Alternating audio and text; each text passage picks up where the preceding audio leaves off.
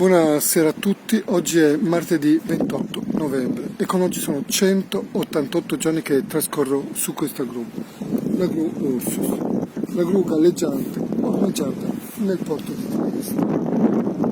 Ecco, come vedete in questo momento ha cessato di piovere e ha piovuto praticamente tutto il giorno e adesso si sta anche alzando il vento. Però insomma c'è un'umidità pazzesca, come ve la lascio solo immaginare. Vabbè, nonostante questo comunque le mie condizioni di salute sono comunque abbastanza buone da consentirmi di continuare a questa mia manifestazione, questa lotta estrema contro questi geni del male di questo comune di Trieste.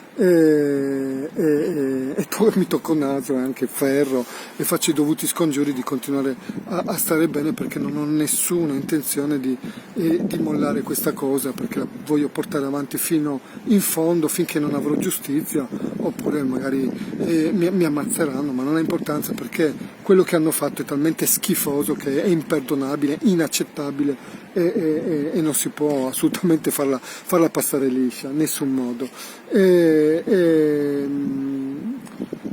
Vabbè, come sapete, 2 giorni fa ho reso pubblica una lettera aperta indirizzata al nostro ministro del Mise Stefano Patuanelli, e speriamo che si faccia sentire al più presto. Sono passati 2 giorni, però ci aspettiamo tutti insomma un suo intervento vigoroso e deciso su questa vicenda, e non chiacchiere, perché le chiacchiere sono già state fatte abbastanza. Questo paese si è perso veramente troppo tempo a fare tante chiacchiere e pochi fatti, e adesso ci aspettiamo dei fatti, ci aspettiamo ma non mi aspetto solo io, ormai se l'aspettano milioni di persone che stanno osservando questa vicenda da tutta Italia, che ormai ha assunto veramente toni grotteschi, surreali, ma anche così agghiaccianti, intollerabili. E quindi ci aspettiamo che arrivi il ministro Patuanelli con la cavalleria e apra questa scatoletta di tonno ormai avariato, purtroppo, lo dico a malincuore, di questo comune di Trieste, che ormai è arrivato a un livello di decadenza etica e morale senza precedenti. E niente, rimaniamo tutti ancora fiduciosi e aspettiamo che faccia adesso, che faccia quello per cui lo abbiamo votato e l'abbiamo sostenuto per tutti questi anni. Altrimenti vorrà dire che veramente è finita, ma finita per tutti, no? Cioè è proprio è l'ultimo come raggio di speranza, no? È l'ultima spiaggia, poi è veramente finita, poi avranno vinto loro, avranno vinto i geni del male, no? E questa sarà la dichiarazione pubblica, che non c'è rimasto più niente in questo paese. Come sapete, questo sindaco e questa giunta comunale, ma soprattutto questo sindaco, è quello che ha fatto veramente traboccare, è stata la goccia che ha fatto traboccare un vaso che era ormai già colmo, e che mi ha trascinato già qua su, un vaso che era colmo prima ancora che io salissi su questa gru. E quel sindaco che mi ha fatto fare un progetto su una location che doveva servire appunto a compensare alla perdita della mia impresa. Un progetto che mi era stato richiesto attraverso un funzionario governativo, l'architetto Battistoni, che era quel funzionario che era stato messo dal governo a disposizione del sindaco, che doveva fare da trade union tra me, il sindaco e il prefetto, per portare a termine questo impegno da parte del sindaco e chiudere questa vicenda una volta per tutto, perché si erano resi conto tutti quanti che insomma erano andati veramente oltre. chiaramente tutto questo anche su spinta appunto del governo centrale, della prefettura e della questura di Trieste, che ricordiamo che ha avuto un ruolo importante in questa vicenda, perché sono quelli che meglio di tutti conoscono questa storia e che si sono anche spesi per sensibilizzare e per stimolare insomma il sindaco, il governo, la prefettura insomma, di muoversi, di fare qualcosa. Insomma, alla fine hanno capito tutti che insomma, era un po' oltre, che le schifezze che hanno fatto erano plateali e che bisognava porre un rimedio subito e definitivo. È per questo che a un certo punto viene richiesto questo progetto su questa famosa location, cosa che ovviamente io faccio, e dopodiché il sindaco sparisce, non si fa più trovare né sentire, e a questo punto per mesi gli sono corsi dietro la prefettura, questo architetto Battistoni, il governo, attraverso una lettera anche che viene inviata dalla presidenza del Consiglio dei Ministri, dalla questura, insomma sono tutti che gli corrono dietro, e questo sindaco se ne frega altamente e non si fa trovare. E poi insomma in seguito scopriremo anche che il progetto che mi aveva fatto su quella famosa location era una fuffa, perché quella location non era neanche del comune di Trieste. Ecco, questo è il personaggio, questo è il sindaco di Trieste, tanto per dirne una, ma questa è veramente grossa, insomma. Allora uno veramente si chiede: ma che cosa ha nella testa una persona che fa una roba del genere? No, un sindaco che prende per il culo tutti, un cittadino, cioè dopo averlo già veramente massacrato,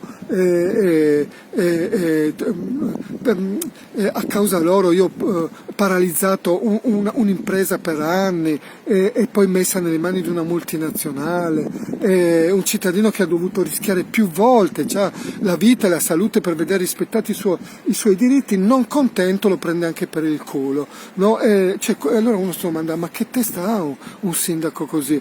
Un sindaco che poi prende per il culo tutti, prende per il culo i cittadini come me, prende per il culo il governo centrale, prende per il culo l'ex prefetto Porzio, prende per il culo il questore, la questura, tutta la gente che si è sbattuta per trovare una fine pacifica a questa vicenda. Lui beatamente si pulisce le scarpe sulla faccia di tutti e se la ride.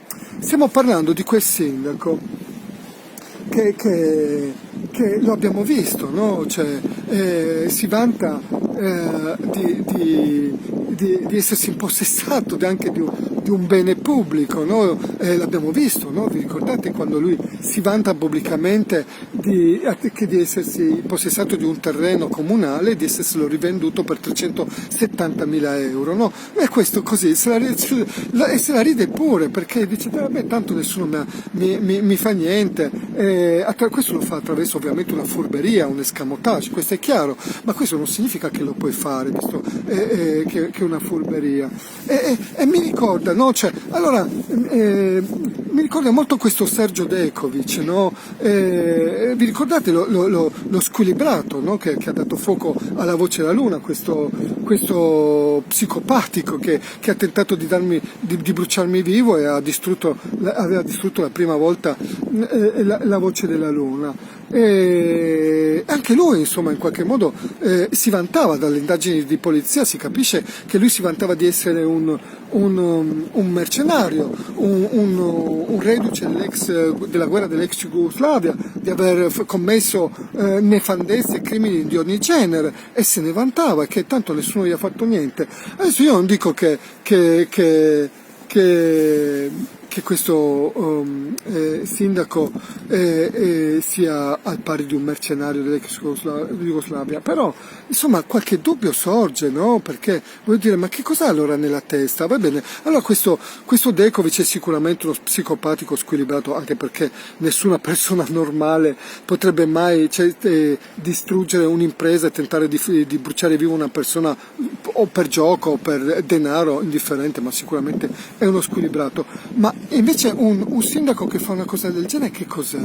Un sindaco che paralizza un'impresa, che prende per il culo per tutti, che distrugge un'impresa e che la mette nelle mani di una multinazionale, che costringe un cittadino a un calvario di questa portata e dopo, pur sapendo di aver fatto le schifezze più invereconde, e lo lascia per 6 mesi su una gru, no, a patire le pene dell'inferno. Ma che cosa ha nella testa un sindaco così?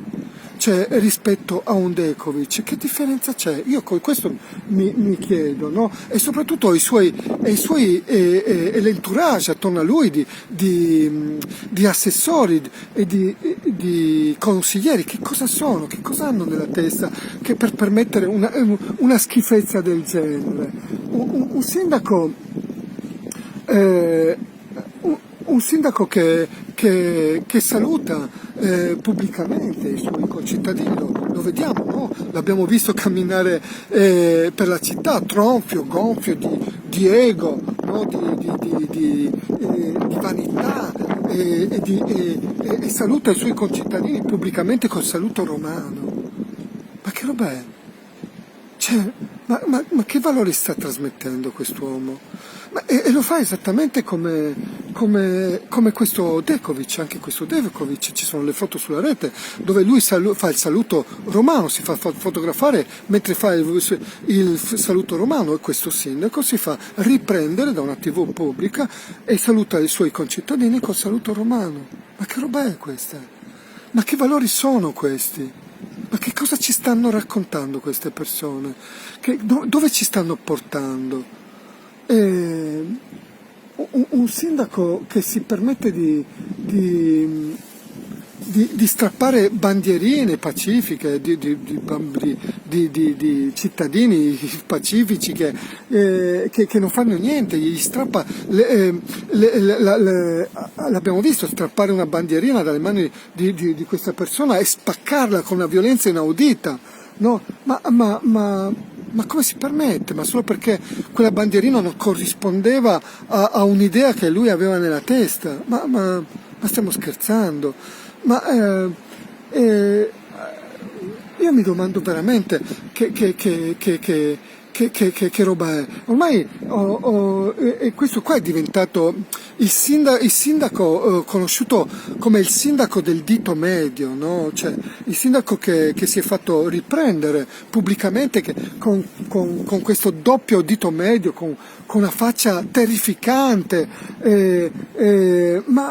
Allora noi cittadini per bene, per gente pacifica che osserviamo questa roba qua, ci chiediamo veramente, ma questo è il primo cittadino, questo è un sindaco, cioè il primo cittadino che dovrebbe essere il primo a trasmettere valori importanti, un rigore etico, morale, istituzionale, un'educazione civica appunto da trasmettere ai cittadini ma anche alle generazioni future. Che cos'è che ci stanno trasmettendo? Che cos'è che ci stanno raccontando?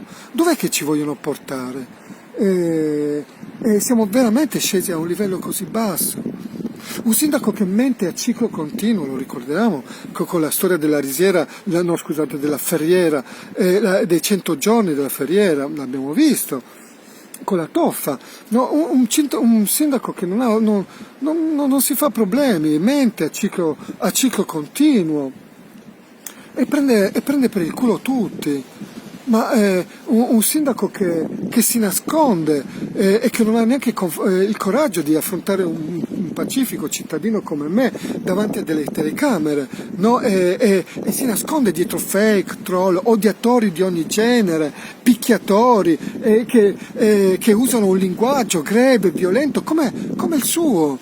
Ma allora io dico, ma veramente ci meritiamo una classe politica di questa portata? Ma perché questo sindaco l'altro giorno ha dichiarato di volersi ricandidare alle prossime elezioni, io mi domando, ma veramente, cioè, adesso che lui lo faccia, questo non mi stupisce, insomma, questa gente è ovvio che non ha nessun limite, nessun freno, non si fa nessun problema, non sono dotati di nessun tipo di spessore culturale, umano, è chiaro che ci provano, ci proveranno sempre, ma noi possiamo permettere una cosa del genere, cioè ci meritiamo veramente una classe politica di questo livello?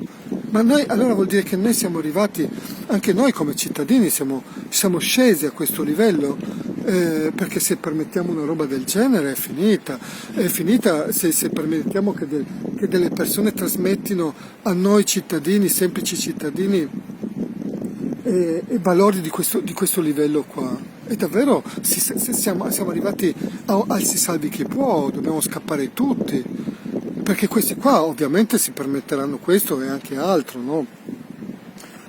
Delle persone che dicono e fanno queste cose si possono permettere qualsiasi nefandezza. E io queste domande mi faccio.